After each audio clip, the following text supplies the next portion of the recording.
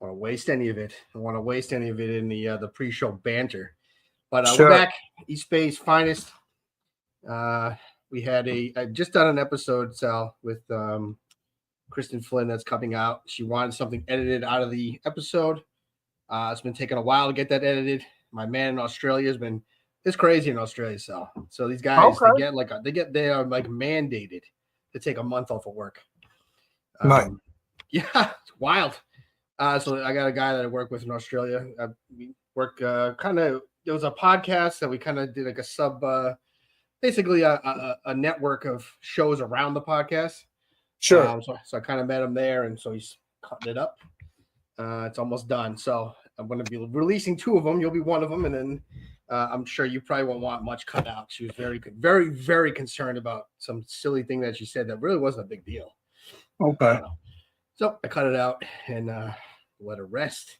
But we're here with Sal Cavallaro. I haven't seen you in a long time, Sal. I gotta be honest. I was going through Facebook and I saw your face, and as soon as I saw it, I couldn't stop laughing. I forgot.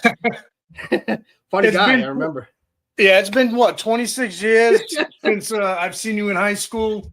Yes, and I haven't been to any of the high school reunions or anything. And to be honest, without Facebook, I probably wouldn't even be communicating with some of the guys. Kristen Flynn, Brian Viveris, Adam Luizzo. Those are the only people that I still talk to that are in Bristol and stuff. How's Brian doing? I gotta get him on here because I got a lot of questions for him too. Brian. I haven't really talked to him, but I see him on Facebook. But me and him were close in high school growing up.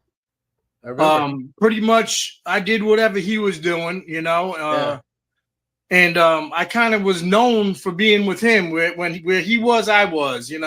I do remember that. I do. Yeah. Interesting.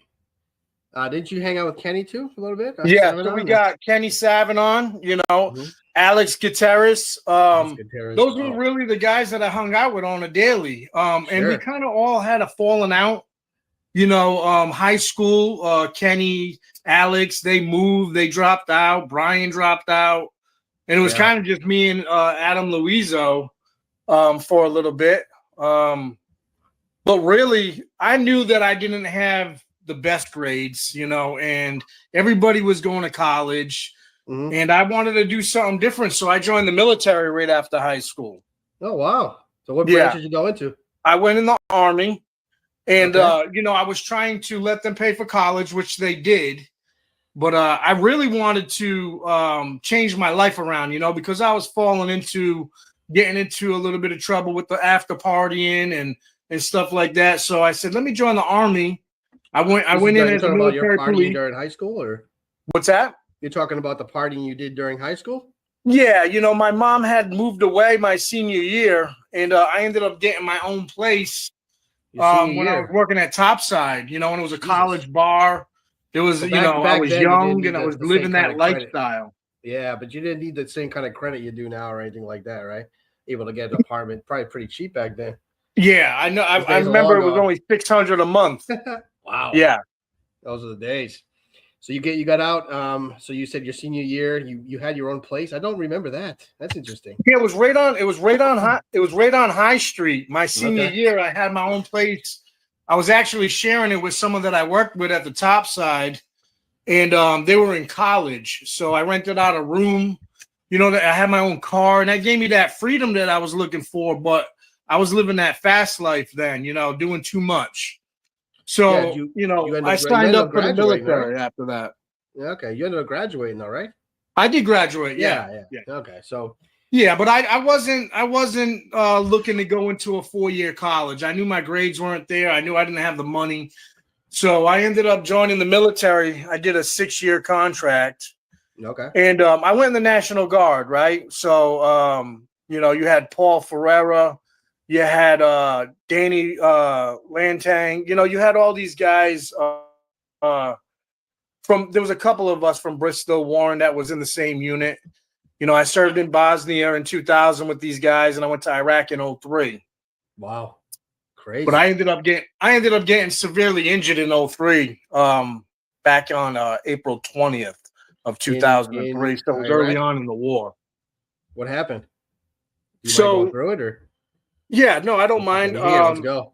So, so what happened was it was in Kuwait, and we were getting ready to go into Iraq. And I had just worked a 12-hour shift of doing security. I was a military police unit, and we did 12-hour shifts. And, the lieutenant came in and was like, hey, our vehicles are here to move forward. We need to get to them. And they were coming off of one of the ships at the port in Kuwait. And they told us just to get in any vehicle and move them so that we can get our unit going. What happened was they were all lined up, and somebody that didn't have, a proper way of driving it, like they weren't licensed, they ended up backing up into me, and I got pinned in between two trucks. Wow. So I ended up getting a crushed injury. Jeez. I ended up losing. What was injured? So I ended up losing my right kidney, my gallbladder, my spleen, some of my intestines. I ended up having a colostomy bag for a year. My left radial fractured with pins and plates in it. I got a rod going down my hip. So I ended up getting severely injured in Kuwait. And they didn't think I was going to make it. I ended up waking up. Yeah, I ended up spending 2 years in the hospital. So, the first year was at Walter Reed Army Hospital. And it was during like the first year in Walter Reed, where there was a lot of people coming in and out. I shared the same room with Jessica Lynch. She was that high profile woman that got captured.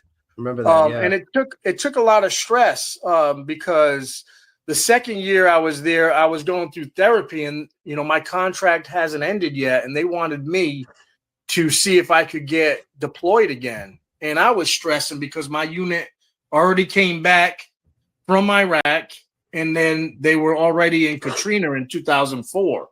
I didn't leave the hospital until 2005. Wow. So, I had a lot of resentments at the time towards the military and how I felt I was being treated because I was trying to get a medical discharge, but they returned me to duty. So you fully healed from the injury? I mean, so what exactly happened? Were you just you got crunched between the two cars, but were they going fast to crunch or? So picture I was on a ship, and there's 4 layers of all vehicles just stacked up. They were coming from overseas. Okay. And all we were told to do was get into vehicles, whether they were ours or not, and unload them from the ship. So you have to stuff a bunch of vehicles in a tight space. So you only had very little room to walk in between the vehicles to get to a row of vehicles. And as I'm sidestepping in between the vehicles, instead of someone moving forward, they backed into me. And I essentially got pinned in between 2 vehicles. And my whole torso was tore open. So I'm 100%. You remember it like from beginning to end? I remember everything. Absolutely. You didn't black out or anything, or? Yeah, I ended up blacking out about a half hour after I got from where I was to the field hospital at the base I was at. And I've been on disability ever since. I'm 100% service connected. So that really played a big factor in my life, being on disability. So they wouldn't. They wanted you to go back into active duty after that. So they never gave me a medical discharge. Okay. They ended up putting my paperwork, return to duty, and I did. They sent me back to the Rhode Island Guard, and I was so angry. I said, I can't believe here I am with a colostomy bag and I'm beat up. And they got me back in the uniform, and I got 6 more months on my contract I had to serve. I was very frustrated with the military for doing me like that. So when it came time to it, I was just grateful that the VA was able to compensate me for the injuries. I ended up having all these injuries, plus I have PTSD, anxiety, and depression from it. It really made I spiraled out of control with my mentalness, right? Sure. And I got to be honest with you, I ended up getting back into my addiction. I sort with dealing with my own emotions and how I felt, and I got really hooked on drugs again, and I got out of control. But I got 3 years sober last month. I've been sober off alcohol and drugs, man. I've turned my life around. I'm married today with a woman that I met here in Kentucky. She's from Indiana. She has an 11-year-old daughter. and we're all living together. And my life is great today. But to back it up a little bit, I just gave up for a little bit, and I still pushed a little bit more. I went to college. I got a degree that I never got to use. And I just, let's back it up. Let's go back. We're going to go too fast here. Okay. Okay. So I just want to go through it and make sure I get the whole timeline here. So Absolutely. You came out of school in '99. You did the 6 years, or you ended up doing more than 6 years? No, I did 6 years. So I did 2000 to 2005. 2005. I went from 98 to 2005. So I was actually in the National Guard while I was in high school. I was doing the weekend drills and stuff like that. So that counted towards my time served. And then you got out in 2005, and then what did you start doing? Like, so you were on disability, and you were living in Bristol at the time still, or living in Rhode Island? So in 2005, I ended up getting out of the hospital. I was living with my mother. Okay. And she was in East Providence. All right. And that's when I decided to use the benefits that I was getting to go and try to get a degree. So I went to Community College, Rhode Island, and it took me some time because I was going part-time. But I ended up getting a degree out of there. I got my associate's degree. And, after that, I thought I could still do something with my life as far as like being a police officer. But I just couldn't pass a physical test. I just was too banged up, right? Yeah. But one of the things. When did you take the test? What year? 2006, 2007, or? I tried taking it in 2008, and I just couldn't do it. I couldn't pass a PT test. My body was just too banged up, And you were still there living in East Providence in 2008 when you tried to do this? At the time, yes. Yeah. Okay. And I stayed living there until 2013 when I decided to move to Florida. I wanted to get away, do something different. What part? I was in Clearwater, Florida. All right. Nice. And my grandmother lives in Bradenton down kind of. Oh yeah, I know where that is. In Tampa, yeah. Sure. Nice, beautiful down there. I love Florida. Yeah. I was staying there with my sister on my father's side, so she's an older sister of mine. And I ended up enrolling in St. Pete College. I was trying to get my bachelor's degree in public safety. And, I was trying to really do something. At the time, the idea was I wanted to work for FEMA and do something with, the management part in travel. That's what my idea was. But life started happening and relationships started happening, and I never ended up finishing my degree. So what ended up happening after Florida, and I was there for like 6 or 7 years, and I loved it. We went to the beach all the time. I did a lot of family functions. I had my brother down there. So Florida was really beautiful. But I ended up coming to Kentucky just because of a woman that I met down there. And she had family here in Kentucky. And I was like, okay, let's just pack up and go. Let's try to start something new. And I didn't know anything about Kentucky. Yeah. And I ended up here. I've been here ever since. Whereabouts are you? I'm in Bowling Green, Kentucky. So you got Western State University here, and it's about 45 minutes from Nashville and an hour and a half from Louisville, right? Okay. So all right. So where are you in comparison to like Ohio? Ohio, I'm south of Ohio. Yeah, are you far from the border? Ohio's about 3 hours. Oh, okay. So you I don't know anything about Kentucky. I know I drove through Kentucky decently recent. I drove my grandmother back from Bradenton up to Dayton, Ohio. Yeah. And we drove through Kentucky, and Kentucky is, it is stunningly beautiful there. I couldn't believe it. Like, I drove through and I just was looking around at all the green and the grass, and like, it really has like a, what's it they call it? It almost reminds you of that it is blue. It kind of feels that way, doesn't it? Yeah. It's so bright there. Like everything was, the farmland, everything, the landscape, it was just beautiful. I was like, wow, Kentucky is a really nice state. I'm sure I don't know what it's like where you are. I'm sure you kind of, Bowling Green must be a little more built up, but I'm sure in the countryside of Kentucky, there's not much to do. Yeah. But it's goddamn beautiful. And I'm in a major metropolitan area. It's not as big as Louisville or Nashville, but it's as big as it gets. They got the Corvette Museum here, and there's a Corvette plant. So that's one of the attractions people come to Bowling Green for. So there's Corvettes everywhere out here, Awesome. So you've been there ever since. You said you're married now? You have and no, not this is a step kid of yours? Yeah, I have a stepdaughter. And we've been married. We're going to be 2 years, January 5th. And I'm going to be 45 this Thursday. And I just was like, I've been single all my life and doing what I want and living that life. And it was the right moment at the right time with the right person for me to settle down. I had to grow up sometime, you know what I mean? Sure. No, I'm trying to get there. Today I'm living life with responsibility, and it's a beautiful life I'm living. I'm happy. Kentucky is not the ideal place that I always wanted to live in, but it's where I'm at. You know what I mean? What's it like in the winter? They know I'm a Yankee. You know what I'm saying? They know that. They know? I can't tell how they would know. It's not that accent, is it? Yeah. And also that Portuguese, sometimes, when you go down south, they start looking at you a little different. You get a little darker, you got to be careful in the south. So, yeah. Anyway, so did you want to, I didn't realize this. So, drug addiction is an interesting topic. Did you have it? Did you been struggling your whole life, you said, and did you have peaks and valleys, and how did that work? Have you gone to meetings? Did you get enrolled in programs? And I'll be straight with you, man. I was hooked when I got out of the military, and cocaine was my drug of choice. Yeah, and I used it. It numbed me, and I got addicted to it, and it was an everyday way of life for me.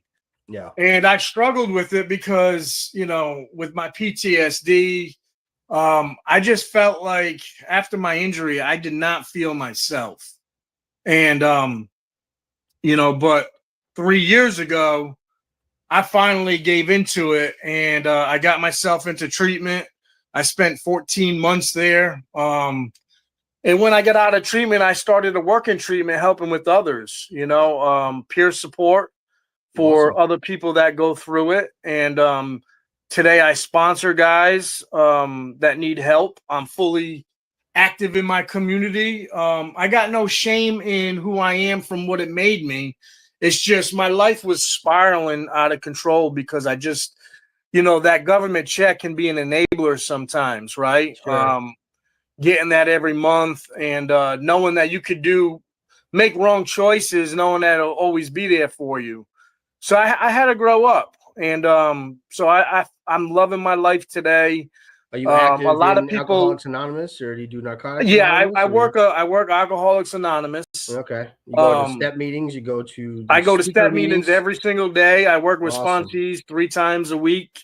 You guys go on speaking commitments and do that too? Or? What's that? You do speaking commitments? Go as groups and speak? I do a lot of speaking at treatment centers. Awesome. And that's what I did. I had to replace all my old behaviors with new ones. Yeah. And it's just I had to grow up. I was tired of living the life I was living with that guilt, shame, and remorse. So today, I'm a firm believer in what I'm doing. I reconnected with God because I didn't have him in my life. I shunned away from it. And today, I live a nice, healthy life. I go to church. I'm a family man today, something that I just never put the effort into trying before. I was always trying to be single. I was always trying to live that fast life. But today, I'm very humble. So that's why when you asked me to come on your show, I was super excited to be able to reconnect with some of the guys back home. Sure. And just see what's going on. I seen that you had Adam Heweiler on here when I was looking at some of your other ones. It was interesting. And, he's a longtime friend that I grew up with. That's why I liked it. I didn't know anything about this about you either. Like it's nice to find it like as it's happening.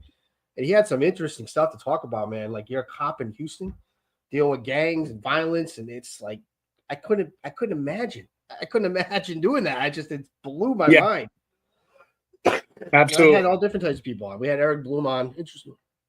The guy travels around the world to play the trumpet. It blows my mind. It's You have a good story too. Listen, addiction's a huge thing, and be quite honest with you, Alcoholics Anonymous is one of the greatest programs ever created. I mean, it's created on the backbone of people just giving away to help others and asking nothing in return.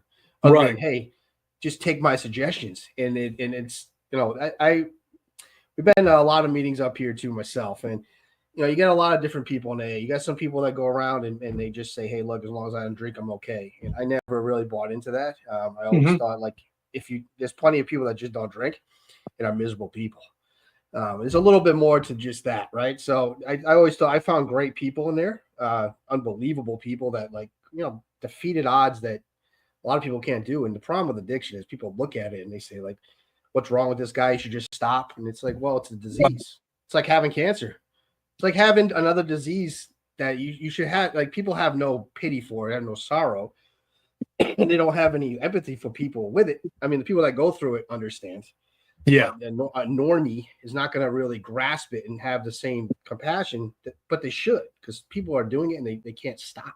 Not doing it because they want to be like this, And I always have a lot of compassion for people that get clean and help others, because that is, I mean, it's honestly a great thing you're doing, Sal. Yeah, I appreciate that. To come back from that and help other people, you can't beat. Sorry. So yeah, I mean, it's a great story. What's a day? What does a week look like? How much are you going? How much are you doing? What's a daily process for you? Wake up in the morning, talk to God. What do you do? Absolutely. So, every morning I'm waking up, I'm praying, I'm meditating. Typically I'm taking my daughter to school, then my wife to work. And then I go to the treatment center that I receive treatment from. And I work with my sponsees for a couple hours. I got about 6 of them that are in treatment and 3 of them on the street that are in sober living. Awesome. And I got to have that routine. I got to stay connected. I help them, and then I go to a meeting throughout the day. Sometimes they're at noon. Sometimes they're at 7 at night, depending on what it is. But I keep a routine, and it's a healthy one, right? Yeah. I go to Celebrate Recovery, which is a faith-based recovery for alcoholics. Then me and my wife on Wednesdays, we do a marriage Bible couples therapy, which is for married people that go to church and try to be close to the God on a marriage level. Wow. So I'm constantly trying to improve my health, my life, my marriage. It's something that did she have some of the same issues, or did you meet her in that? You said you met her in Florida. Kind of work together on this? So my wife is from Indiana, and I actually met her at Celebrate Recovery 3 years ago. She's got 4 years of sobriety. I have 3. So, I wanted to be around somebody that was like-minded, right? Someone that knows what I'm going through, someone that can relate to me. And she's been an anchor in my life ever since. And it's a beautiful relationship. We go to the same meetings together, but we also go to separate meetings together, right? She works in recovery. She works at the Wellness Connection as a peer support, which helps the homeless. The homeless is pretty big in this area. And she'll help them get into treatment centers and help them get into housing and stuff like that. So we just stay really plugged into the community. Yeah, I'm very, very impressed with you guys. That's awesome. Yeah. It's great work. Honestly. Yeah. That's just great stuff. I don't think enough people tell you. I mean, I know because I've seen it in action, but these are some of the greatest people. Without I appreciate Alcoholics that. Anonymous, nobody would have got. People would be dying left and right if it wasn't for Bill Wilson and Dr. Bob Smith, right? Those guys. I mean, they created a movement that's never. It's really, to me, the only thing that actually 100% completely works. I mean, I believe in treatment centers and I believe in those things, but there is after, and after is. I work in I work for assisted living. I worked in some rehabs, and I always, when I go to the rehabs, I'd always say they wouldn't have people from the outside doing meetings there. And I'm like, I don't get it. I mean, you guys, you talk like you want to help people, but you don't really know exactly what's going to help somebody. And the thing with alcoholics, they need other alcoholics to talk to and to work with. Yeah. So it is interesting to see people that aren't humble. Hey, I got a degree in psychology. Who gives a shit, An alcoholic can walk down the street and drink and don't know why they just did it. I mean, that's how serious it is, right? It can happen in 2 seconds. I mean, one bad decision for you, you're back to where you were, right? So it's really that simple. I mean, it's one bad decision can bring you back, and how do you deal with that each day? So interesting, man. It's unbelievable process. You got to do that every single day. You have that routine. You wake up, you do it, and Yes. You haven't really missed any. Haven't got taken away from it at all. No. I haven't had any. I haven't had any relapses or any thoughts of using or drinking, and it's because I got to stay connected. It's a whole way of life for me, and it's something that I try to control on my own. I've always thought I could stop whenever I needed to or wanted to, but I'm an extremist. When I do something, I want to do it all the way. So now better than healthy stuff, right? Yeah, now I put that same extreme effort into my recovery. Awesome. You got a shoe collection in the back? I do. I got my Jordans and I got my hats. I was gonna say you wear a lot of hats. I mean, it's not because you're going bald, is it? It's just, no, it is because I'm bald. You know what I mean? And I'm representing the Patriots over here. Yeah. So what's the scene like for sports there? Is it mostly college? Yeah, so a lot of college over here. Like I said, they got the Kentucky, and you got the Western Kentucky here for college. Yeah. And I guess the Tennessee Titans, but I really don't follow any of the local stuff here. I'm still representing and watching everything from back home. Awesome. Oh, so and I haven't Patriots fan, all the New England sports. Absolutely. And I haven't been home in probably 10 years. And wow, I'm dying to show my wife what 4th of July looks like. I want to drive up there, show her Newport, right? Show her Bristol, take her to Fall River and get some Portuguese food because listen, you cannot find any good food like that down here. It's not in the stores. No, it's not going to be. I mean, Fall River has some of the best Portuguese food in the country. I mean, it's that good, right?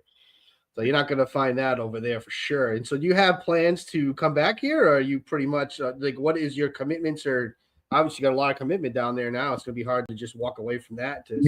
So I would say that the only thing that's stopping me is really trying to determine if we can get that amount of time off of work, and then where are we going to go? It's not like my mother's living in Washington State. So I don't have anybody living in Bristol or Rhode Island, for that matter, of family. It's just really, where am I going to go and get a room during 4th of July week? That's going to be booked. So it's a little bit of planning that I need to do. Yeah.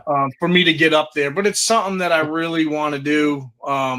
And look up some of the old friends, you know what I mean, and let them know I'm in town and show my face. Gotta get a little reunion going, right? Yeah, absolutely.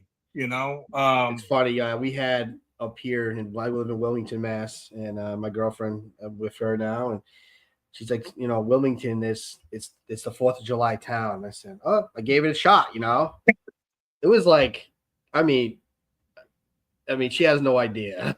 There was nothing to it. I'm like, this is nothing. Like, this just doesn't. It doesn't compare. Like, where we came from, 4th of July is a huge thing, right? So they're not. It's hard to explain. But what did you think about them moving the concerts to Roger Williams out of the shell? They moved everything out of there. All the concert series, they moved it out of the main spot. Down. It was down on Thames Street, out to Roger Williams. I didn't know that. Yeah, took it out of there. Kind of changed things. I mean, the businesses down there, I don't think really suffered that much, but it wasn't. But it was different. It takes away from the. In my opinion, it takes away a little bit from the atmosphere. Yeah, absolutely. It was such a different time back then than it is today, I'm sure. Yeah. So how long did you say you haven't been here? I'm sorry, I missed. I haven't been up that way in over 10 years, and the only reason why I went up there is my stepfather had passed away a couple years back, and I was up there, but it was just for a hospital visit. Yeah. I didn't get to actually get out and about. So I've been away since 2013. Okay. So I really just haven't been up that way to even see what's going on. And you haven't really connected too much with people back here? It's not really. No, not unless it's just saying hello on Facebook. Yeah. Yeah. So you'd definitely have to plan pretty good then, because I mean, you can get something out in you don't have to stay in Bristol. Theoretically. Sure. You stay in that is true. Yeah, stay out in Seekonk, maybe Portsmouth, little Middletown, go to the beaches. Yeah, that would be great because there's none over here, growing up on a peninsula and then going to Florida to Clearwater. That's all I did was swim. And then I'm stuck here And if I'm not getting a hotel with a pool, there ain't no swimming. So what about Kentucky? Can you tell, us New Englanders that something we won't know, something that's maybe the food choices that are there? Like there wasn't much good Portuguese food. So what are they known for? Like, what's your big deal? I know they have the Kentucky Derby. We do know they that, have right? the Derby. Like I said, where I'm at, they have the Corvette plant. Really, everybody kind of where I'm at, they all go to Nashville. Okay. You got everything down there. They got the Jelly Roll restaurant now. Yeah. But that's where all the entertainment is. And it's almost like going from Providence to Boston. How we used to take that trip, every weekend. Okay. That's what we're doing. We're shooting to Nashville. It's 45 minutes away. And we're kind of plugging in there. But what's your favorite part of Nashville? What's your favorite thing you've done there? A couple of your favorites. Yeah. So, they got one huge mall, the Opry Mall, and it's huge. They got the Dolly Parton Museum. It's different down here than it is up north. Some of the things that they do here just stand out being from New England. You got any examples real of what are you talking about? Real laid back. Okay. They don't talk fast and they don't talk loud. Yeah. Everybody's a lot nicer there. I know when I go to Ohio, people like waving at me. And I remember I was driving down the street with my grandmother. This guy's just like waving at us, just random street. Like she didn't even know anybody over there. I'm like, you know this guy? She's like, no. It's just nice. And it's like, fuck, that is crazy. Like I'm just not used to that, When we come, in the Northeast, people just aren't as nice. They're just not. Right. They're a lot different down in there, especially in the Midwest. And as you go south, it's even people are just nice. I don't know. It's different. When was the last time you was in Rhode Island, and what were you there for? I go all the time. My mother's there. My brother, when he passed away in 2022. So I try to get there every, hopefully should be every week, but every couple of weeks or a month or so. So. So I go down there a decent amount. I still talk to a few people from town. Oh, good. Yeah, they had a decent amount. I mean, I still hang out with Mike Bronowski. He's able when his wife lets him come out and play. And we got a lot of kids, That's awesome. See Bud Ingram. Yes. You guys were really close in high school, weren't you? Yeah, I think so. Yeah, I guess so. Yeah. I remember. That's really Eric good, Johnson, man. I'm trying to get on here. I haven't seen him in a long time. Be nice to reconnect with him. So sure. Yeah. And how long have you been doing this podcast? And has it always been the same theme?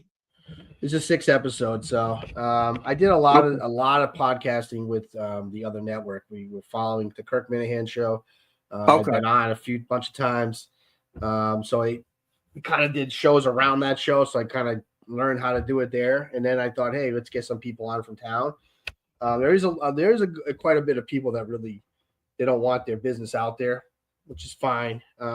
So I've been getting different types of people. I got a bunch of people that want to do it. So, just keep releasing them as we go. But it's not really much a theme. It's more of just kind of like highlighting you guys. I don't want it to be negative. I don't want it to be where somebody feels like they have to talk about something they don't want to. I don't want any of that. It's more just kind of like a midlife check-in. Absolutely. Well, I appreciate you having me on your show. I look forward to following along with what you got going on. I think it's a great thing. It's kind of like, hey, where are they now? Right? Exactly. Yeah, that's kind of cool. I got questioned by a few haters, few skeptics.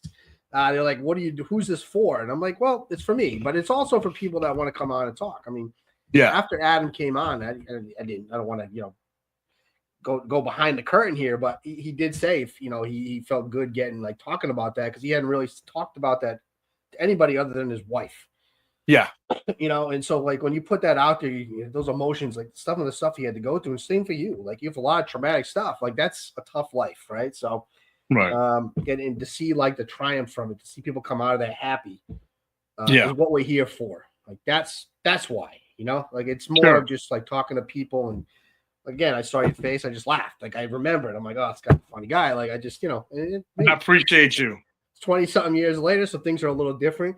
I've tried to reach out to people that people might not even really know that I grew up with when we were younger that just disappeared. and see where they are. And I'm trying to get. I have a couple like combative ones that I don't know if I'm going to do on here, and I might put it on the other network because I did one with Trevor Gaskell, which was interesting. Okay. I'm going to replay it on Facebook. I did it under a different thing, but what a wild guy's wild. You know who he is? I can't. It's not ringing a bell right now. Yeah, I'm not sure. His face, you probably remember him. Yeah, I mean, he's a fine guy. Like he had a lot of issues. Like he was hooked on heroin. He was stealing tons of stuff. He was robbing banks, and he got caught. Just served a lot of prison time. Came out, and he, he's had a lot of interesting things to say. Like he believes the earth is flat. So we went through that, and all kinds of stuff of that nature. Okay, and so that's fine. He enjoyed it. He loved to do it. And again, that's what we're trying to do, and hopefully get some. I've been trying to get some businesses on here, some chefs. Talk about business. I like to cook, so I like to talk about that. But you got to have something established. So you're part of the establishment. Once I get a little bit more running, then I can try to reach out to some different people. But I appreciate it. I appreciate it. Is there anything else that you want to get off your chest at all? Or no, I appreciate you having me on your show. Yeah. I look forward to seeing some more of your episodes. Absolutely. We'll release this probably tomorrow. Okay. I'm just waiting to see. I got the other one releasing tonight at 8, and then the next one will be you. And we'll go from there. How close are you to? Do you know where Fountain Run, Kentucky is? I'm not familiar with that. All right, I didn't know. It's probably not needed. You got somebody else down there? Yeah, another guy that's out there. He lived in East Providence as well, which is funny.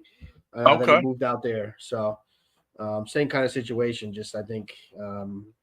Not like the same story, but just kind of met a woman's, I think, somewhere else, and then they moved to Kentucky. Same idea. Sure.